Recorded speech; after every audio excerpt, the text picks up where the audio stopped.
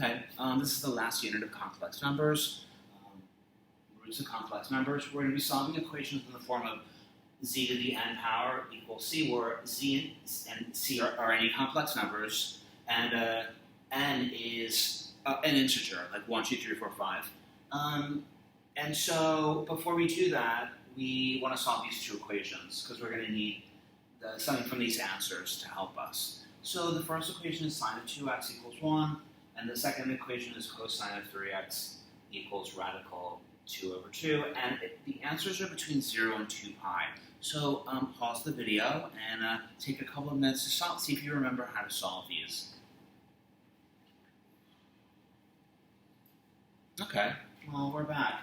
So we kind of know the answer because we kind of know what sine is, and maybe we'll make a quick graph in our head or on the paper. We know that there's two cycles between 0 and 2 pi, and we know that 1 is the maximum, so we know there's two solutions. We know that.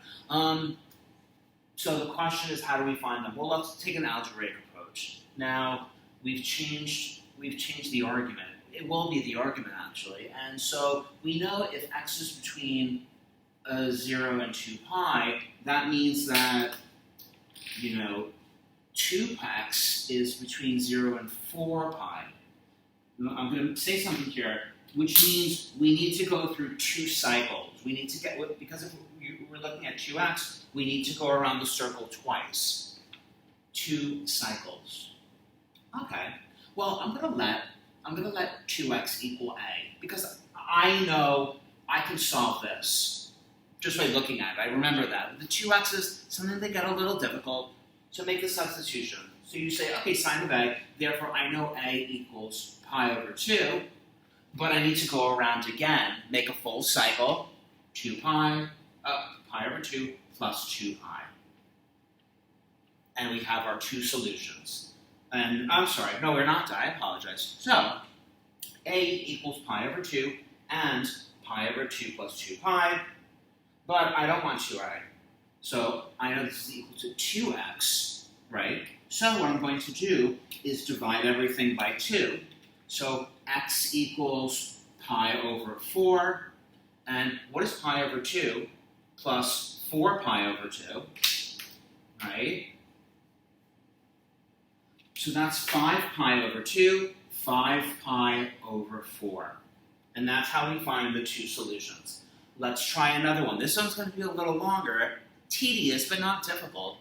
Okay, let's start over again. Well, I know that if x is between 0 and 2 pi, I know 3x is between 0 and 6 pi. So I need to do 3 cycles.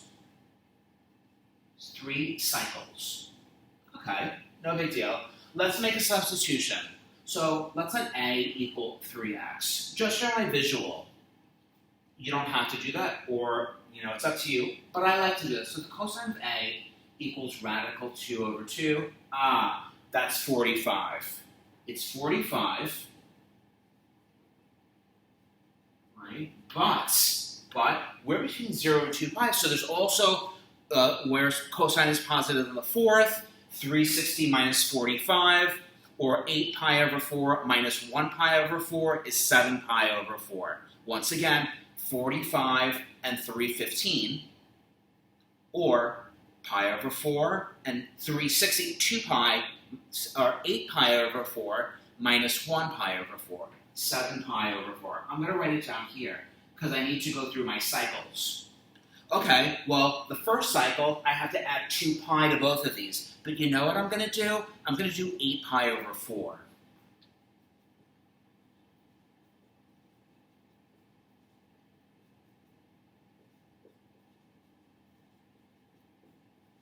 That's the first cycle, right? Now I have to do another cycle. What's the third cycle? Well, that's adding 4 pi.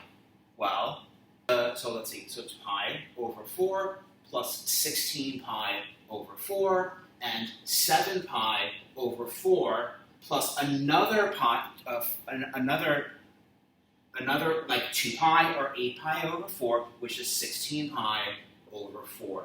Once again, because I'm confused, sorry. Here we've added on a 2 pi. Here we got it on a 4 pi. 2 pi, 4 pi. Perfect. Okay, well, I'm going to kill two birds with one stone because I know that this is, over here, this is 3x. Therefore, x equals, right, let's see, pi over 4 becomes pi over 12. 7 pi over 4 becomes 7 pi over 12. Pi over 4 plus 8 pi over 4 becomes 9 pi over 4, which is 9 pi over 12. 7 plus 8 is 15 pi over 4, 15 pi over 12. 17 pi over 4 becomes 17 pi over 12, and the last answer is 23 pi over 4 becomes 23 pi over 12. Can you see all that? So these are the answers. These are the answers. So we need this idea of changing the argument, or like doubling and tripling it, to know how to find all the roots. So, ready? Let's solve z to the third minus 8 equals 0. That's a complex number cubed equals 8, minus 8 equals 0. So we know this is a cubic. We know there's 3 solutions. So let's write this as z to the cubed equals 8. So put it in this form. This is how this is the questions they're going to ask you. Next step, write this in R-cis form. Find the modulus, find the argument of both complex numbers. Well, z is simply R-cis to the third, and 8 is, what is the modulus and argument of 8? You say, oh, well that's just 8 cis 0. Easy. Right? Okay, well, what does de Moivre's rule say here? De Moivre say we can write this as R cubed cis 3 theta equals 8 cis 0. Right? Next, well, let's match up the arguments. Let's match up the modulus. So R cubed equals 8. Therefore, R equals 2. And remember, like the modulus is like the radius of the circle. So you might say, well, aren't there 3 answers? No. This is a real answer. What's going on here? Well, this means that 3 theta equals 0, right? But what's the trick? What's the idea? Is that we have 3 cycles. So that means 3 theta is 0, but also what? 0 plus 2 pi. What's the next cycle? 0 plus 4 pi. It's kind of cool. Therefore, there's 3 arguments. Theta is equal to 0, 2 pi over 3, and 4 pi over 3. And therefore, we've just easily found the 3 roots to this equation. The 3 roots are, ready? 2 cis 0, 2 cis 2 pi over 3, which is 120, and 2 cis 4 pi over 3, 240. And now you know, and that's how you solve. That's how you find the roots. Let's try another one. Z to the fourth is equal to 8 plus 8 radical 3, I. If this will show up on a part 1 problem, you should look at it. You have to know your trigonometry. You have to know your special triangles. So, sorry. First, step 1, make sure it's in the form of z to the n equals a complex number. Good. Step 2, write both sides, identifying the modulus and the argument. So, this is fine here, f r cis theta to the fourth. Over here, well, I'm not really sure what my argument and my modulus, so I'm going to make a quick little sketch on the side, a first quadrant sketch, or maybe a second or a third. In this case, they're both positive. I know it's a triangle, a right triangle. My x is 8. My y is 8 radical 3. I know from 9th grade geometry that this is a 30, 60, 90 triangle because it's a right triangle, and the longer leg is radical 3 times longer than the short leg. So this is the 30, this is the 60, and the hypotenuse, if I recall, is twice the shorter leg. This is 16. So I immediately have 16 cis 60. I'm going to speak in the language of radians because I'm going to really good that way. For my diagram, I'm going to use 60, but I really should be speaking in the language of radians. So this is my that complex number in in Modular's argument or Euler's form. It doesn't matter. Either way is fine. You're still matching up the modulus and the argument. Okay, well, what is Dumont's rules? Dumont's rules say I can do here. Well, it says write it as part of the fourth is cis 4 theta equals 16 cis pi over 3. Nice. Well, this means for my 4 roots, the modulus is 2. What does that say about the argument? Well, 4 theta equals pi over 3, right? That means I need 4 cycles. I need 4 cycles. So it's pi over 3. Well, actually, you know what? Let's kill 2 birds with 1 stone. I know I'm going to be adding 6 pi over 3 because that equals 2 pi, right? So let's see, 1 cycle. Pi over 3 plus 6 pi over 3. What's the next cycle? Pi over 3 plus 12 pi over 3.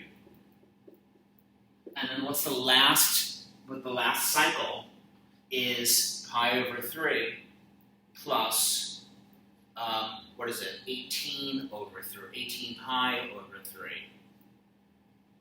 Just, be alert. Drink coffee that morning. Not too much coffee, but stay focused. You're fine.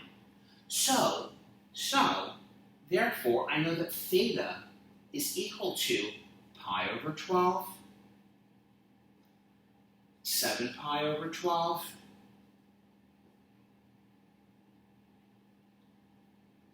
13 pi over 12, and what's the last one? 19 pi over 12. Therefore, your 4 roots are 2 cis pi over 12, 2 cis 7 pi over 12, 2 cis 13 pi over 12, and 2 cis 19 pi over 12. Obviously, you can turn these back to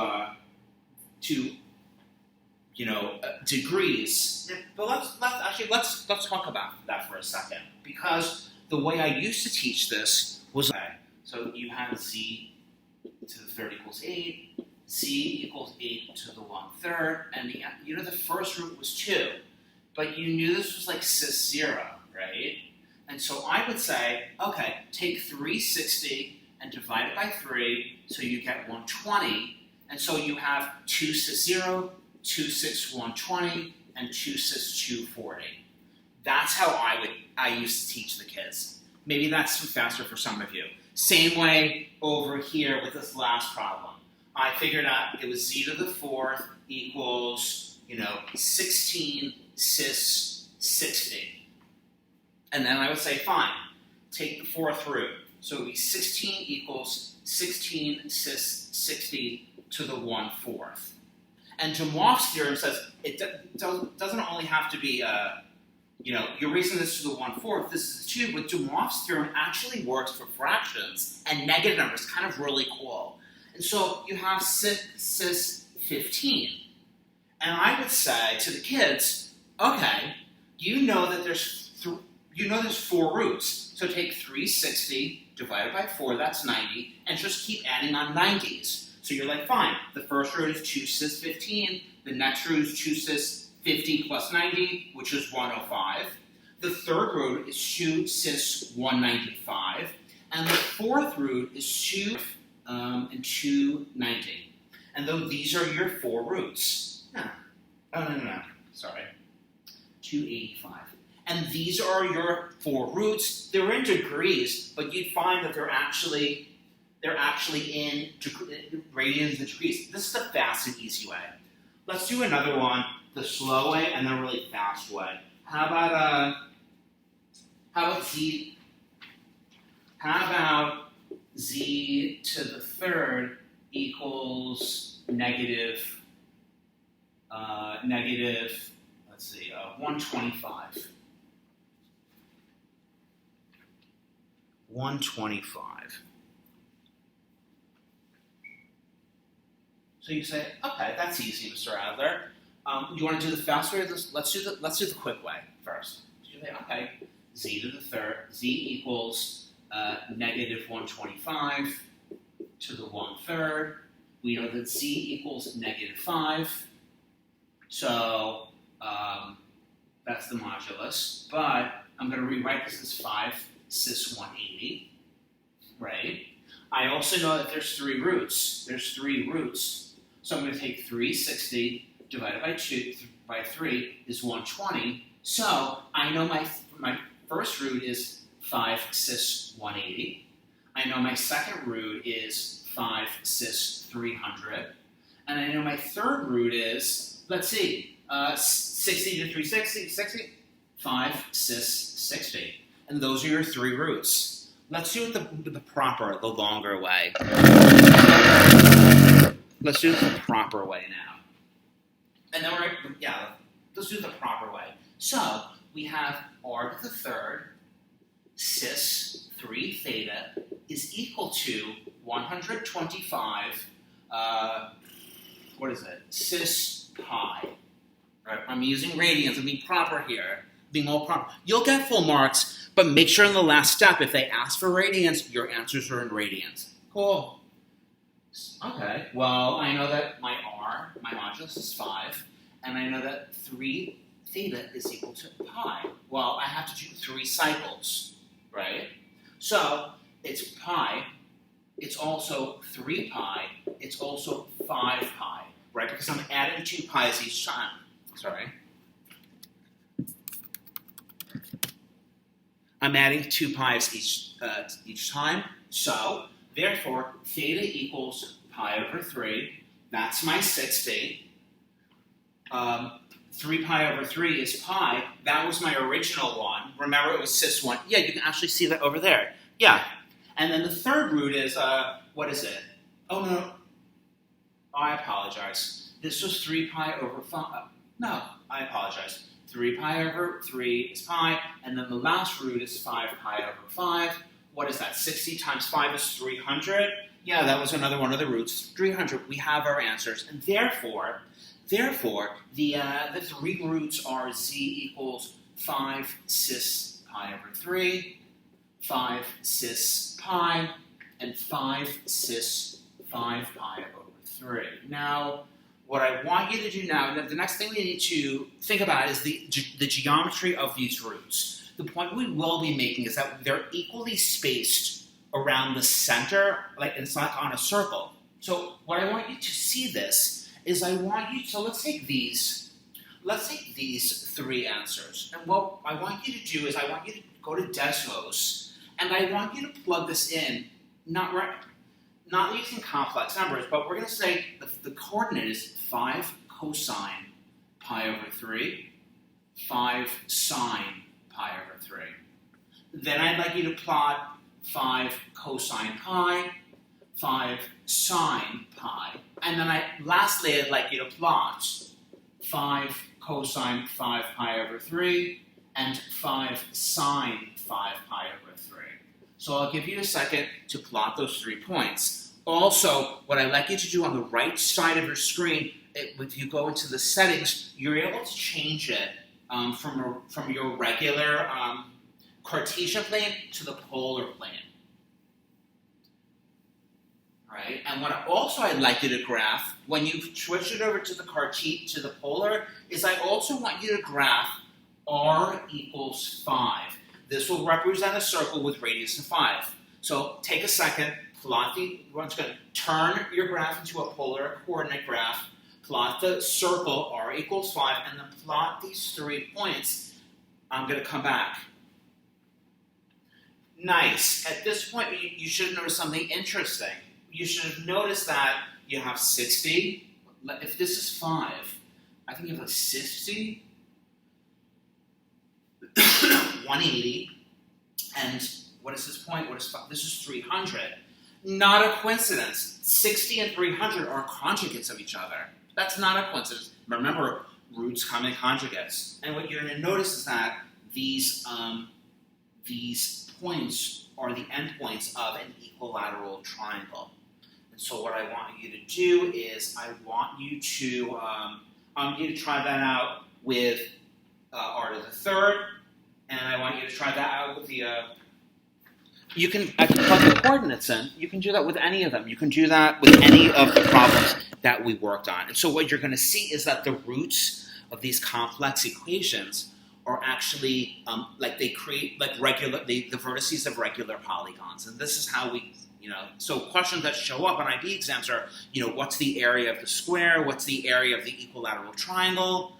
And the idea is the roots are the vertices. Okay, now just another couple of terms you might see. Another couple of terms you might see are roots of unity. What are the roots of unity? The roots of unity are simply z to the n, so the first power. So if we see, this is like the roots of unity. That's basically it. So you might say, solve z to the 5th equals 1. And you say, okay, it's the same, it's 1. It's no big deal. You know that this is this is r to the 5th, cis 5 theta equals 1 cis 0. You know that r equals 1. And we have 5 theta equals 0, 2 pi, 4 pi, 6 pi, and 8 pi. Let me ask you something. What happens if I do another pi? Where do we end up? We end up back in the beginning. Save that for later. And so we know our 5 arguments are 0, 2 pi over 5, 4 pi over 5, 6 pi over 5, and 8 pi over 5. The first root is, cis 0. Then the second root is cis 2 pi over 5. And then the next root is z3 is cis 4 pi over 5. And then, I'm sorry, 8. Sorry. The next root is 4. Z to the 4th is cis 6 pi over 5. And then the next root is, sorry about that, the next root is 8 pi over 5. I'll ask again, perfect, I'm sorry. If I did another cycle, if I did z to the 6th, if I did the 6th cycle, I would be brought back to the original then. Good, let's move on. I'm sorry, so these are the 5 roots of unity, and if you sketch these in Desmos, if you sketch these 5 roots in Desmos, you will get the vertices of a regular pentagon. Once again, make this cosine 0, sine 0, cosine. You can make it, what is this? What is that? 72 to 144? No. 180 divided by 5 is 32. 32 times is 72. Yeah, this goes around by 72s. So that would have been my other way. That would have been my second method. I would have said, yeah. That would have been my other method. Z equals 1 to the 1/5. So we have Z equals 1, right? We know that 360 divided by 5 is 72. So we know that Z1 equals 1 cis 72. We know that Z2 is 1 cis 144. We know that Z3 equals 1 cis 216. we know that Z4 equals 1 cis 288, and we know that Z5 is equal to 1 cis 360. No, that's not right. Yes, I forgot to put, sorry. I'm sorry, 60. Sorry about that. Okay.